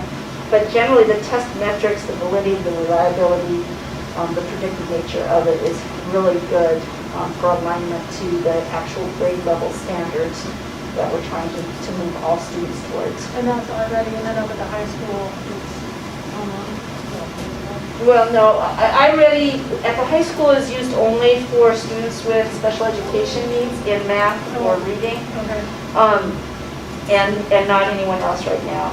Okay. We don't currently have any sort of really robust testing system at the high school level, like we do at K through 8. Okay. Yeah. So, yes. And we're still equipping every student to engage, learn, and contribute. That's okay. In an ever-changing world, right? At least until the end of the next month. That will be something. But who knows what the And then next one's going to be, improving even better than before.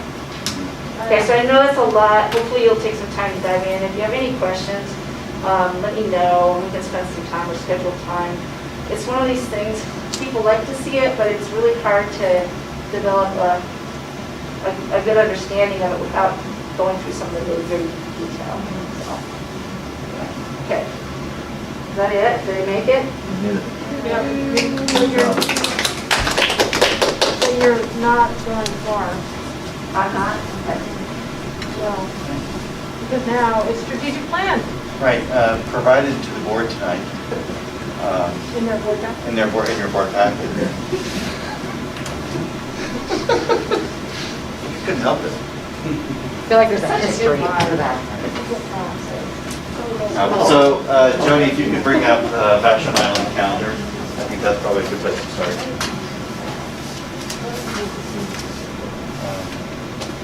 I like it, Stephanie, that you're up here. It makes me, I gotta I think move. this is- You gotta get up and move I around. think it's a good move, yeah. Yeah. So Stephanie mentioned being halfway through or 3/4 way through. We're definitely at a crescendo right now of where we are in strategic planning.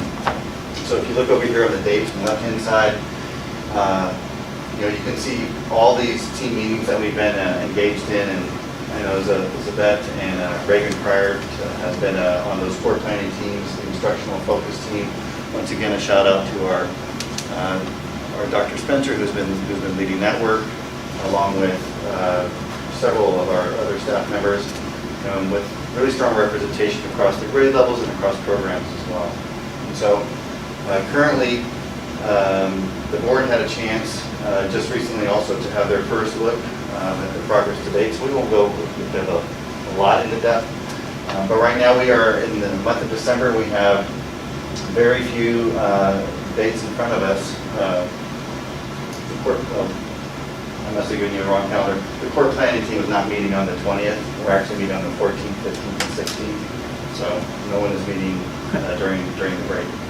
So I apologize for that.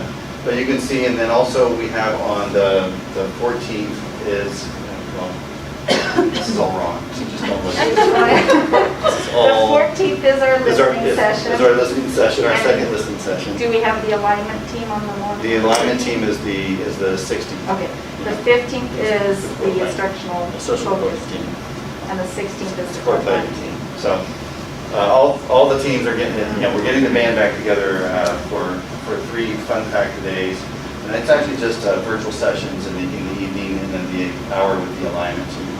I will say that the alignment team has been, I think, an exceptional ally. We've had great participation in the alignment team with our community members. I know Yeah. you've been there, so it's been a lot of fun seeing them kind of engage. Performance Fact, they pack a lot in an hour. To get you moving through the data, get you in the conversations, and then all of a sudden you're gone. But we have, so if you go to the work to date, close this out.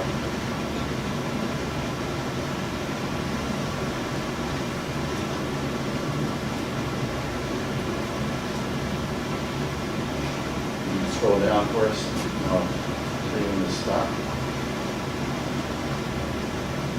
I've seen some of that, but let's go to the portrait of a graduate. And so, obviously, the work to date, just for our public out there, we really digested all the data analysis. We've looked at how programs, how students experience their pre-K-12 grades differently according to different programs and race and ethnicity. We've taken a deep dive into the data. And from all that, we've synthesized and come up with qualities of a graduate. Who do we want our students to be? Who our employers want? Or what kind of qualities do our employers want when they graduate? So we can see, we did this together as a group, and we've come back a couple more times. This is still a draft version, but we really kind of some consensus around we want our students to take action. We want them to be a person of this world, developing agencies to feel connected. This is where we see a sense of belonging. And then right below that, if you scroll a little bit more, you'll see the last one's, I think, critically and creativity. I think we're going to move. I hold a vision and mastery of skills and competencies aligned to my interests. I think we're going to spotlight this a little bit higher because there's some desire that when students leave our district that they have some competency in math, English language arts, and science, along with CTE. So it doesn't make sense to us that in a year coming off of COVID that we are extremely focused on their social emotional well-being, but we don't want to lose sight that that is actually in service to the whole child, and the whole child means that we want them to be, have as many skills and competencies leaving 12th grade so they have as many doors open to them as possible. And then if you scroll down a little bit more, we'll see that the teams have developed goals and measures of success. The first one is really about early learning. We call it building a strong foundation. I think in our group, cultivating strong roots, trying to, what does it look like to be on Vashon? And so cultivating strong roots kind of resonated with our group because of the forest that surrounds us.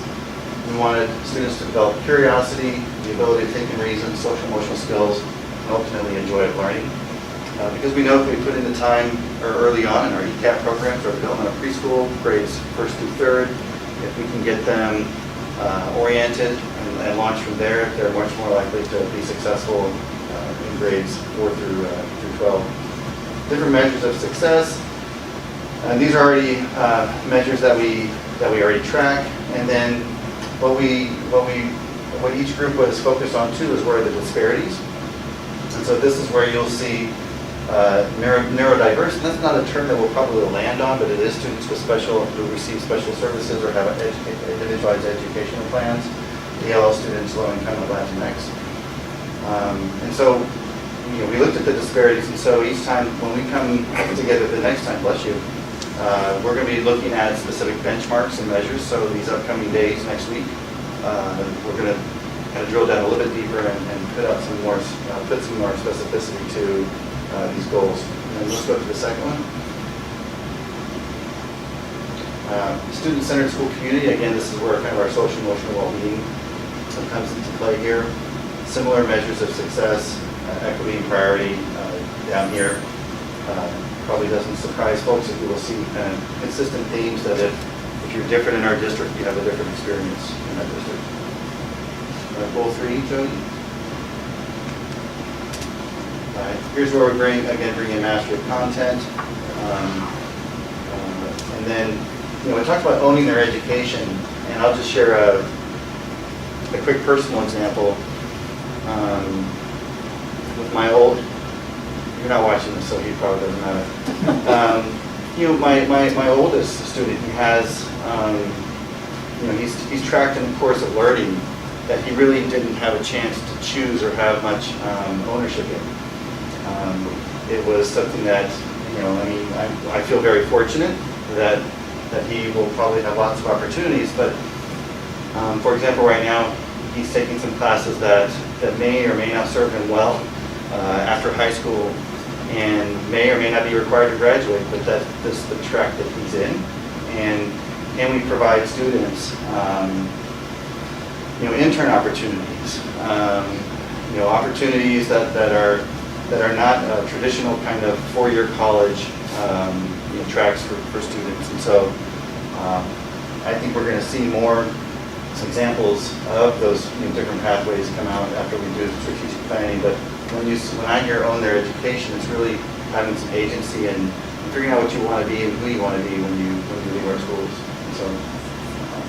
So then one more.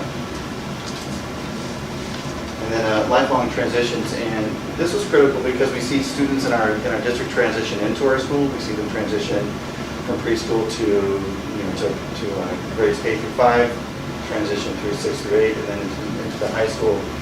And then out of the high school. And so we wanted to be very intentional about what those transitions look like and how do we successfully get students to navigate them. It's something that we can do better on. And so again, we have measures of success. And these currently exist in our district. And again, one of the things that the strategic plan is going to provide us are benchmarks and opportunities for the board to provide oversight for the work that our leadership team and myself get to do, how we provide the infrastructure to support it, the instructional support, and then all with the student learning and student well-being kind of really at the focus at the heart of it. I'm looking forward to the next 3 days.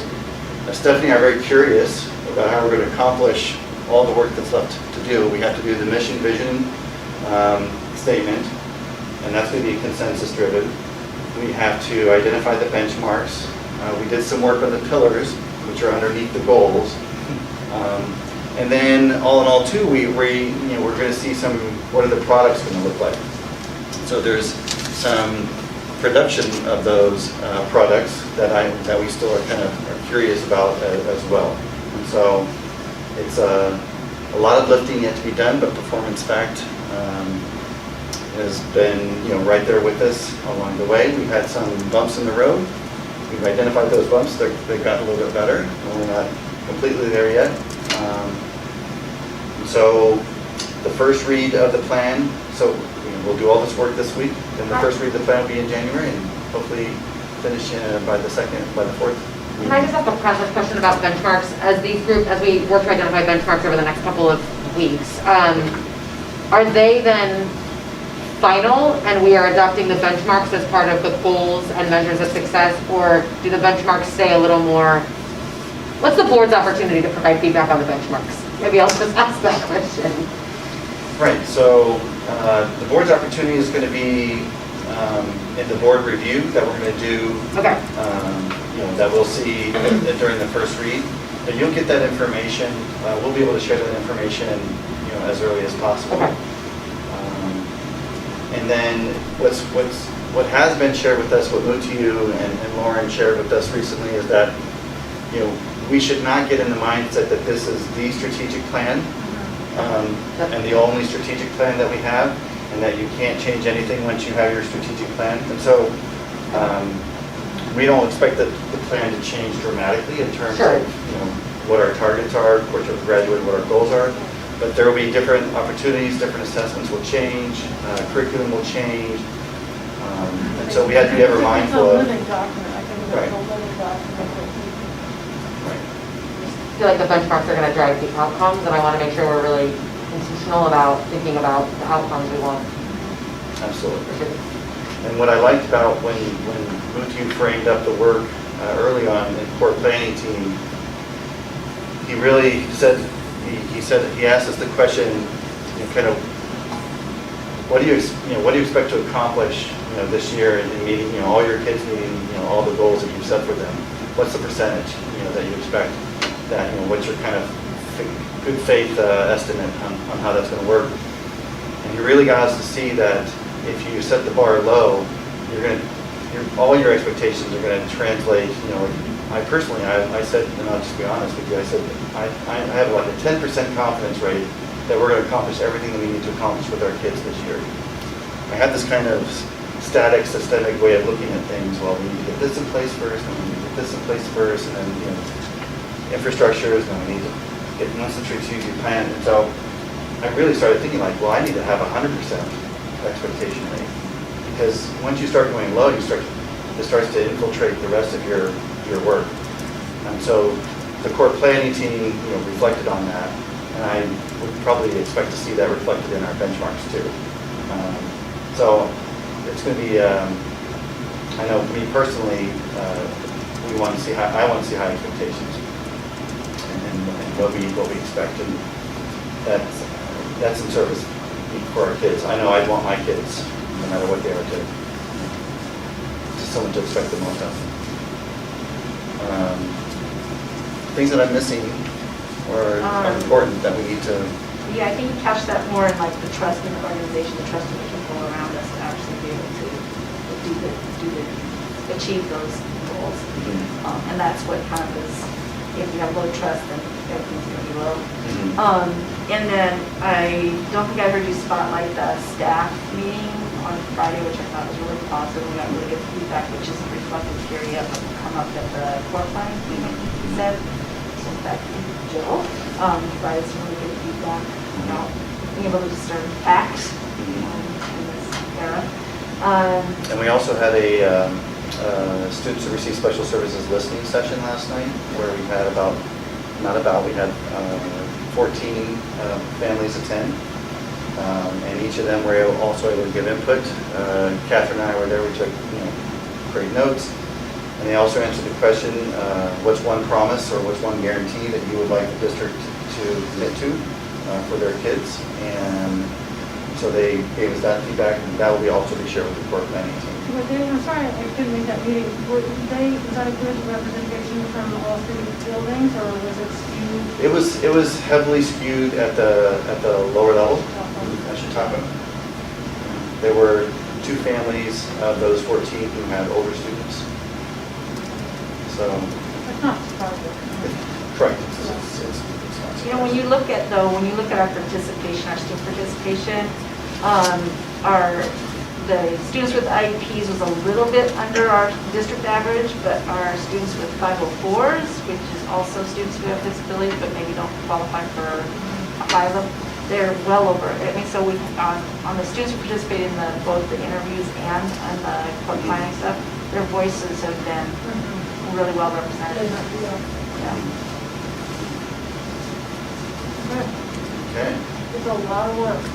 Right. A lot of work. Yeah, one of the challenges is just getting everybody connected and brought along. And so when Stephanie brought up the staff session, we did one earlier about 4 weeks ago. It's probably around that time. Towards the beginning. So. Yeah, but this one was it was much better because it was actually part of their scheduled day. So we had about 104. Yeah, just over 100. And just over 100 who attended, and so that was super helpful because each of them had experience to at least dip a toe in the water of the data. Obviously, they didn't get a full meal deal, but Lauren did a phenomenal job of condensing a massive amount of information in just a short amount of time and allowing discussion. So yeah, it was quick, but at least everybody had a chance to see everything and ask questions. And we put the data out in several different ways. We've done it in my newsletters the last couple times. We can send it out to different groups. I've engaged people outside of the instructional focus team to get feedback. Just trying to get just more eyes on products. But there is a lot of work to do on that. I do have a lot of questions. We come 3 hours and I'm thinking, all right, how are we going to get done? What are we going to get done today? but we've been meeting with them in the interims and planning it out. So. And then the community and parent survey report is just there for you to take a look at. We're not going to go through it tonight, but it's just we want also the community to know that this is something that their input is not only solicited but actually used in the process. And if they pay close attention, you'll see that input translated into our portrait of graduate goals. Okay, thank you. So close. Those are some good reports. Thank you very much. A lot of meaty topics. That's kind of what I'd like to make a motion that we approve the consent agenda. Do I have a second? Second. All those in favor? Aye. Aye. Okay, any new business? Okay, the board is now going to adjourn to an executive session to review the performance of a public employee, and so this session is closed to the public. And we will come back to adjourn the meeting 9:25, 9:30. Yeah, so 9:30, 9:30. We will come back at 9:30, and during that meeting, there will be no actions. We will not be taking any actions. So we will adjourn to our executive session and be back at 9:30 to adjourn